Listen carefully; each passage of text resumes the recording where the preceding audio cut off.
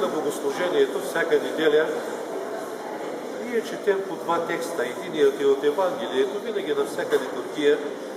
Другият е пак от Новият завет на Свещеното писание. Този текст се нарича Апостол. Знаете това и ако сравните съдържанието на тия два текста, ще видите как те ни разкриват два свята.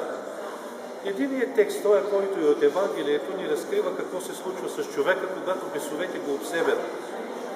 Спомнете си, Христос среща един човек, който ходи без дрехи, няма свой дом, живее и тича по гробищата.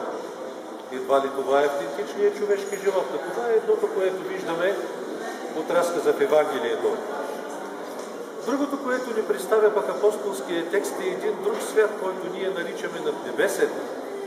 За него апостол Павел казва: познавам човек, който беше издигнат на небето и който чу неизказани гласове.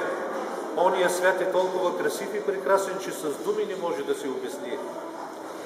Христос пристига, за да унищожи света на злото, за който говорихме, и да въведе в нашия живот ония свет, който е отгоре. Ако се върнем пак на текста от Евангелието, ще видим, че той така прави. Той изгонва бесовете от човека и човека става здрав и нормален, вече облечен с бяла дреха, има си вече свой дом. Има се, разбира се, както казва апостола, свой дом не само на земята, но и на небето, защото Бог не прави за нас нещо, което да се отнася само до това, което е тук. Ако вие, казва Христос, ме търсите само за тия неща, които са тук, вие сте най-окаяни от всички човеци.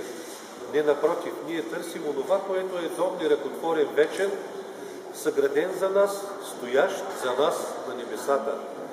Христос идва и ни води именно към този дом, създаден за нас на небесата, показвайки ни го обаче още и тук, вършейки чудеса като това, за което разказахме, което пише в Евангелието, и предвижвайки ни към ония свят, за който също разказахме, който е над нас, но който вече е и с нас. Бог да ни благослови.